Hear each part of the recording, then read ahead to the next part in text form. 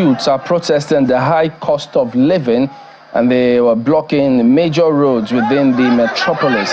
Now, we understand that the protesters say the rising cost of food items, poor government efforts to arresting the situation has forced them to block major roads. That's why there are a lot of them there. They say they're blocking the major roads so that government will hear their cry. Now, it turns out that the deputy governor went in to try and address the crowd, telling them, listen, we actually do hear you. It's not that we don't, but they heckled him, saying, nope, no way, not so, in disagreement of what went on. So the deputy governor of the state, Yakubu Garba, tried to address them. He said government is working to reduce the cost of living and the consequences of fuel subsidy removal. Remember that, but they will not have it. So this just raises lots of questions as to the palliative, the billions, about 2 trillion that the state government had received the first instance.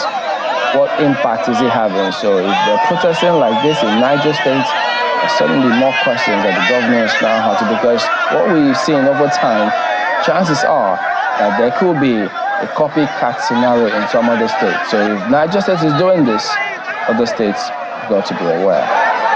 It's interesting that the women were the ones that said to have started this, and you can see that there are lots of young people who have also joined in the protest.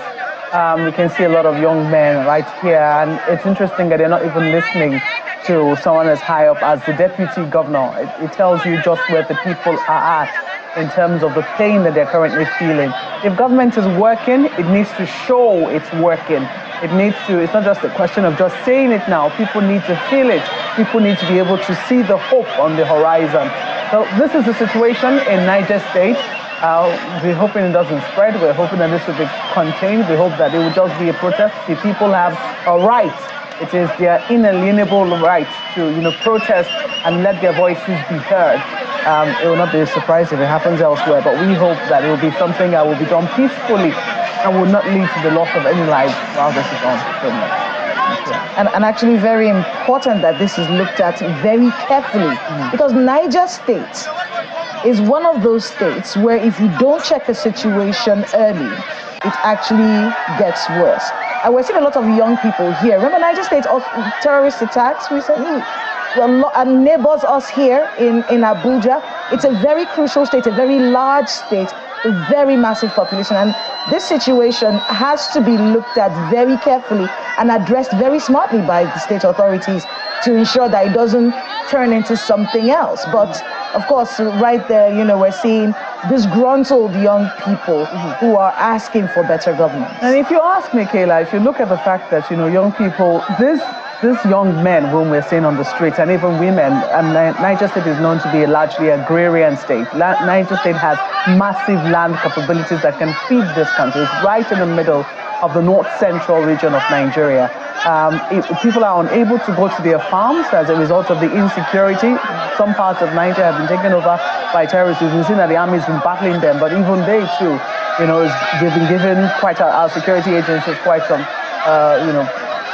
problems in terms of, challenges for the entire country. So I'm hoping that, let us all hope.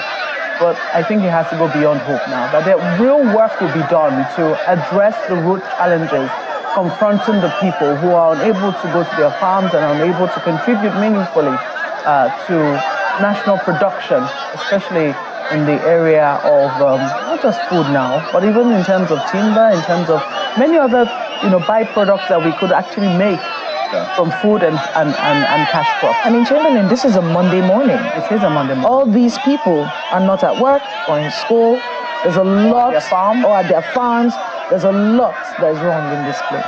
So a stark reality of the questions of youth unemployment, the stark reality of whether or not the policies that the government has put in place is achieving the desired results, a stark reality of what we need to do if we don't want to be sitting on a keg of gunpowder. So, but we'll bring you more details on this matter as we get them. Ayo.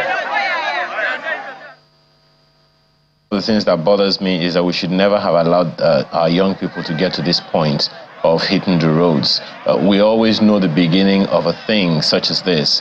We can't know the end of it, especially when we cannot control the narrative. Now, these guys didn't just get here.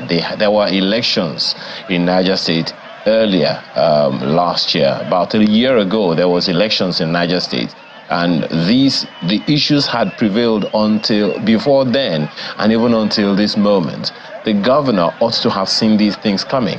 You know, I always talk about my confidence in the intelligence community, how the officials of government, political office holders, use the information that they get at the federal level, at the state level, at the local government levels, at the executive levels, and at the legislature levels. That is what will be instructive here. So this is what we have now, and they are refusing to listen to government officials. Where do we go from here?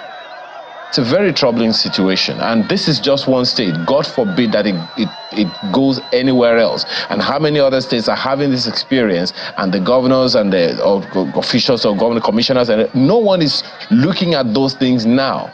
It's not all rosy if people are hungry and pensive. That's my take, Jimmy.